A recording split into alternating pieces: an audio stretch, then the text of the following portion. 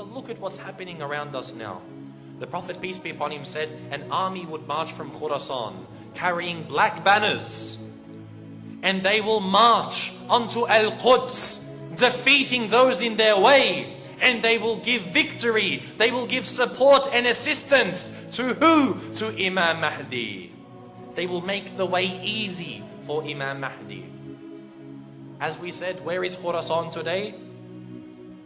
In Iran, Afghanistan. We find that an army has appeared in the land of Khurasan. And what banner do they carry?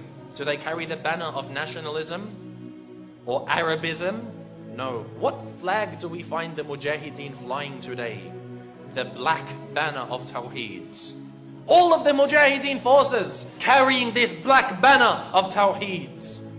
And they will march from Afghanistan onto Al-Quds, granting victory and assistance to Imam Mahdi.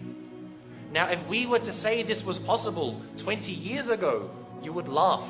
How can you march from Afghanistan onto Al-Quds?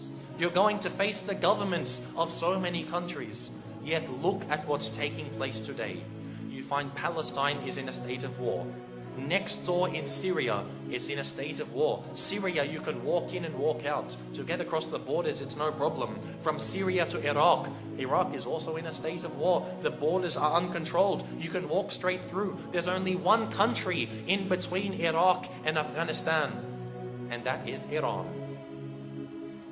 I'm not saying that Iran is going to be attacked soon. I'm not saying that it will go to war, but it's very likely that it will go to war, so that the forces of the Mujahideen from Afghanistan will be able to walk through into Al-Quds unhindered, supporting the Mujahideen in their way until they reach Al-Quds and they defeat the Zionists. This is what's happening before us. Are we not awake? Are we not realizing this? Aren't we taking heed of the promise of the Prophet ﷺ and realizing what's happening before us today? Do you think that we're really that far from these times? History is repeating itself. We see that during the Crusades, the Holy Land, Ash-Sham, Al-Quds was occupied by the Crusaders. Central Asia, Baghdad, was occupied by the Mongols. What's happening today? Exactly the same thing. History is repeating itself. Al-Quds is occupied by the Zionists.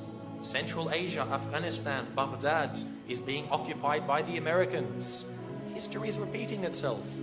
And just as they were defeated, the forces of the Crusaders and the Zionists today will be defeated. Except this defeat is going to lead to the greatest fitna that any of us have ever seen. Realize, dear brothers and sisters, that we're living in these times. That all of Ash-Sham is fighting. You find that many of the ahadith specifically tell you of what's going to happen. You find some of the weak ahadith. They're not sahih, but they're weak ahadith that say someone from Bani Kalb is going to oppress the Muslims. He's going to fight against the Muslims. And he will be ferocious in oppressing them. Who knows what tribe Bashar al-Assad belongs to? What tribe does he belong to? We don't know, we're asleep. He belongs to Bani Kalb. Why do we think that we're not living in these times? It's our own ignorance that makes us unaware of these things. The Prophet ﷺ told us that the black banner will be raised. Is it befitting, therefore, that we hide behind any other banner? That we fly the flag of Palestine hand in hand with the socialists and the communists, thinking that they're going to grant us victory? Allah will grant us victory.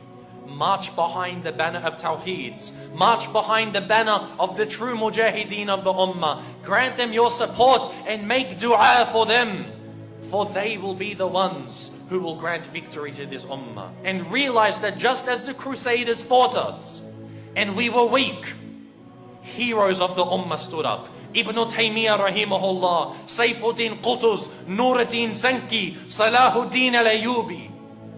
The heroes will arise from this Ummah today. And we see many of them among us today in this Ummah. Rise and be part of this. Don't fall asleep. We are in these times.